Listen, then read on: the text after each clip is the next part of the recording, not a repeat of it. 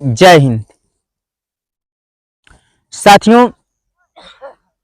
अभी कुछ ही दिनों की बात है, जो हमारे उत्तर प्रदेश विधान भवन में हमारे विधायक लोग अपने आवाज को उठाए और वह अपने वेतन के लिए सरकार से और माननीय सभापति महोदय से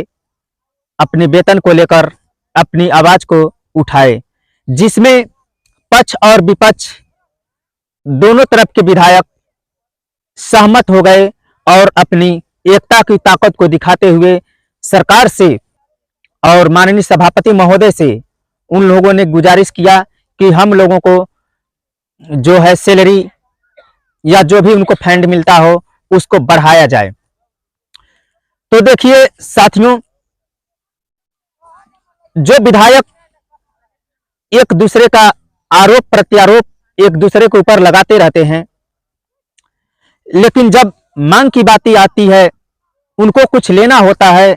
तो वो लोग एकजुटता होकर एकमत होकर अपने मांग को सरकार से रखते हैं और सरकार उनकी मांगों को पूरी करती है।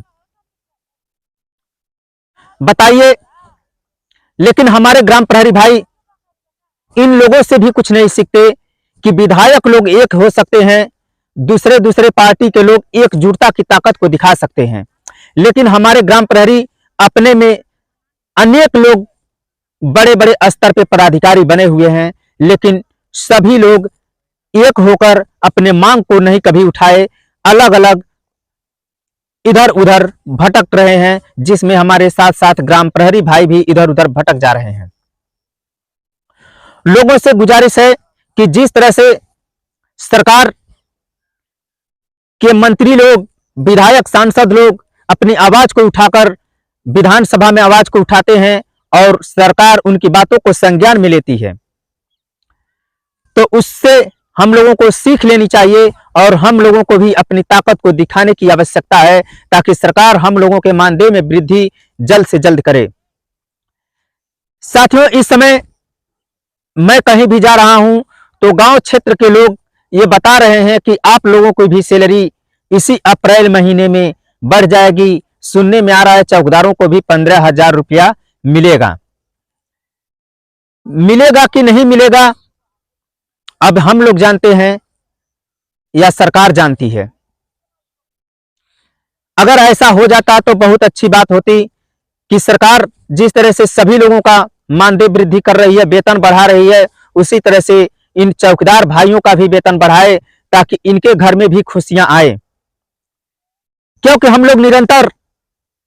गांव की निगरानी करते रहते हैं, छोटे बड़े सूचनाओं को आदान प्रदान करते रहते हैं, यहां तक कि जब भी कोई हल्का में कोई बात आती है तो हल्के के सिपाही दो लोग एक साथ में घूमते हैं, मगर चौकीदार अकेले एक डंडा लेकर गांव की निगरानी करता रहता है। गांव से अपराध करने वाले ऐसे कुछ व्यक्ति होते हैं जो उनसे चौकीदार को एक डर सा बना रहता है कि हम कहीं रास्ते में आए और उन अपराधियों के द्वारा कहीं चौकीदार के जान माल को नुकसान न हो जाए। और सरकार ने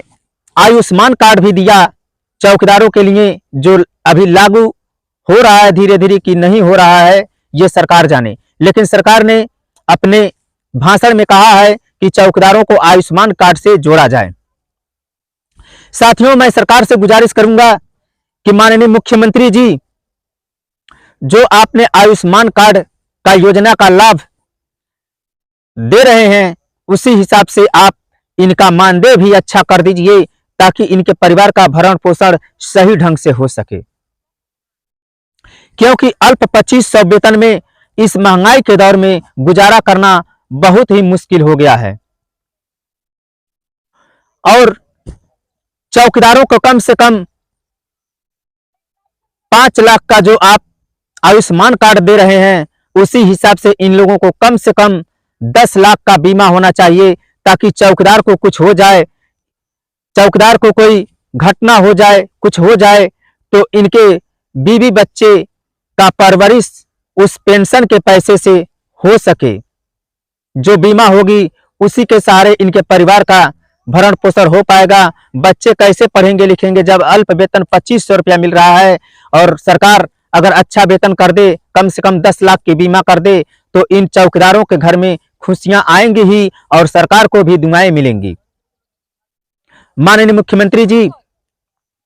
इस पर विचार करें और चौकीदारों की मानदेय में वृद्धि करने का